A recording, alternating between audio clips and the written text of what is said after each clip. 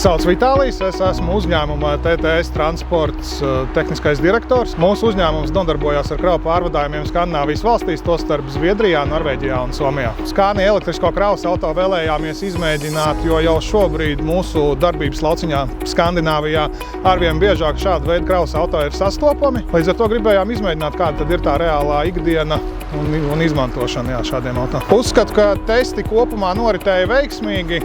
Bija jāpievērš pastiprināta uzmanība maršrutu plānošanai varbūt no distances viedokļa, jo dīzeļa auto bieži vien mēs uzpildām bāku, mēs varam braukt līdz, teiksim, 3000 kilometriem, un ar elektroauto tomēr ir sevišķi šī brīža apstākļos pie mīnus 15–20 grādiem bija tomēr jāpievērš pastiprināta uzmanība tieši distancei.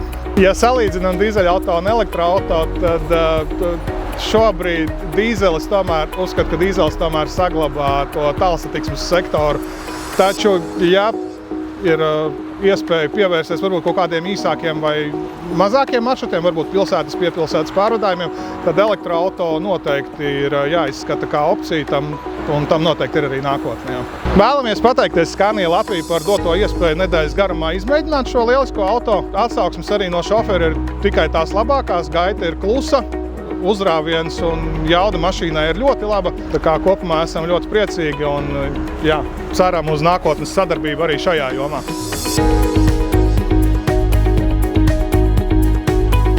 Mani sauc Māris Stāmurs. Autovadītāji strādāju jau 11 gadus, no kuriem 7 gadu jau būs TTS transportā. Būtiskākā atšķirība no dīzeļa auto ir, protams, jauda momentālā, klusums, nav vibrāciju, brauc mierā savās domās. Visas drošības sistēmas, aklo zonu sensori ļoti palīdz dzīvei.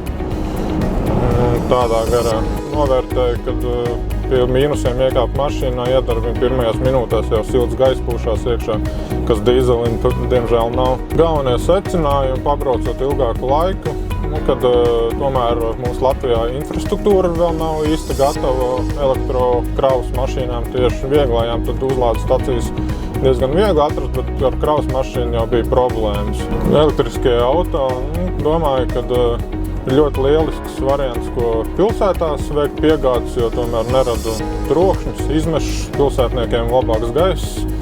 Pēc testa arī skatoties pēc iespējamiem kilometriem, ko var nobraukt ar šiem auto, arī domas nav mainījušās. Uzskatu, ka pagaidām priekš mūsu firmas, kā priekš gariem pārvadājumiem, īsti viņi vēl nedara. Paldies Scaniai un TTS transportam, kad uzticēja man arī šo mašīnu uz nedēļu patestēt. Ļoti liels prieks, pirmo reizi nebija arī ar vieglu elektrisko mašīnu braucis. Liels prieks izbaudīt to, saprast, kā viss darbojās. Ļoti apmierināts esmu ar šo nedēļas ilgo braucienu. Paldies Scaniai!